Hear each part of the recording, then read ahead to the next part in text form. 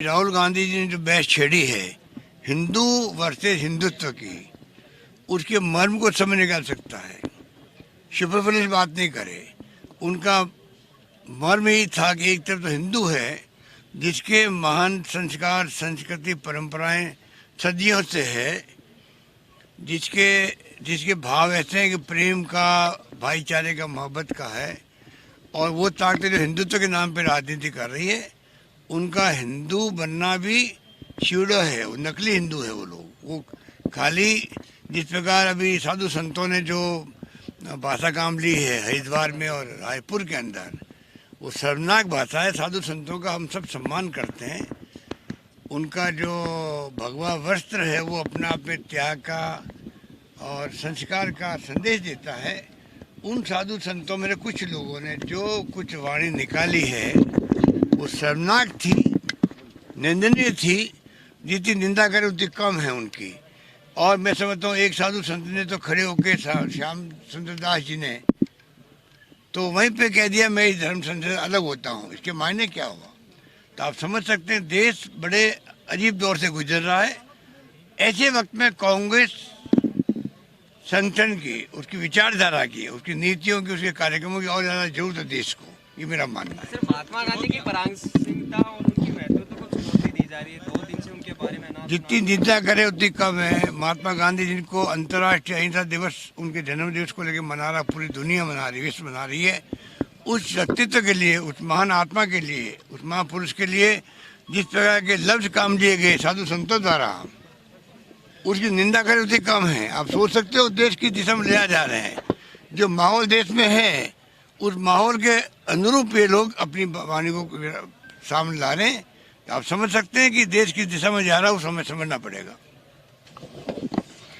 पूरे देश के अंदर कार्यकर्ता में एक संकल्प लेने का वक्त है कि जो चुनौतियां हमारे सामने हैं, कांग्रेस का त्याग, कुर्बानी, बलिदान कोई भूल नहीं सकता। चाहे कितनी ताकतें, कितनी जोर लगा ले, कांग्रेस मुक्त भारत की बात कर ले, ऐसी बात करने वाले खुद मुक्त हो जाएंगे। कांग्रेस तो हम हर घर में, हर दिल के अंदर है, देश के अंदर।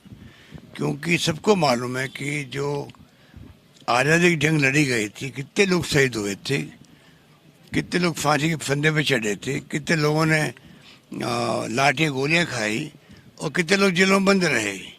गांधी जी थे, चाहे वो पंडित नेहरू थे, सरदार पटेल थे या मौलाना अबुल कलाम आज़ाद थे, सब लोगों ने जिस रूप में जेलों में रह कर के एक संदेश दिया देशवासियों को एक करने का, उसका परिणाम रहा आखिर में अंग्रेजों को जाना पड़ा यहाँ से।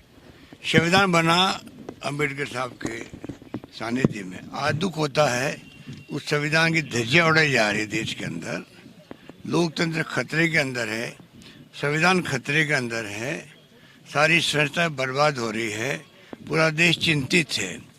आज के वक्त में हमें एक नया संकल्प लेना है कि किस रूप में हम अपनी पार्टी की नीतियाँ, कांग्रेस के कार्यक्रम और कांग्रेस सिद्धांत, जिसने 70 साल से देश को कहाँ कहाँ पहुँचा दिया। जब आज़ादी मिली हमें तो क्या थे हम लोग? ना पानी, ना बिजली, ना शिक्षा, ना स्वास्थ्य, ना सड़कें, ना नौकरी थी। आज सब कुछ देश के अंदर है, फिर भी सुनना पड़ता हम लोगों को 70 साल में कांग्रेस ने क्या किया। तो ये जो लफारी होती रहती है, लोग सब समझते इन बातों को। आज प्रतिवर्ष की भांति हम लोग मना रहे हैं कांग्रेस स्थापना दिवस। और इस मौके पर मैं कहना चाहूँगा कार्यकर्ताओं को भी कि कल का भविष्य देश का आप पे निर्भर है। हम चाहेंगे कि आप लोग मजबूती के साथ में आज जो हालात देश में उसकी चिंतन करें, मनन करें, एकजुट रहें और मजबूती के साथ में आम जनता का साथ दें, उनकी समस्याएं, उनकी पीड़ाएं, उनके सुख दुख में भागीदार बने। और जो जो मुद्दे हैं देश के सामने, चाहे महंगाई का हो, चाहे बेरोजगारी का हो, चाहे सांप्रदायिकता का हो, उसका मुकाबला करने के लिए भी एकजुट रहें। ये देश हिंदू, मुस्लिम, सिख, ईसाई, फारसी, जैन सबका है और सब ने मिलकर आज़ादी जंग लड़ी थी।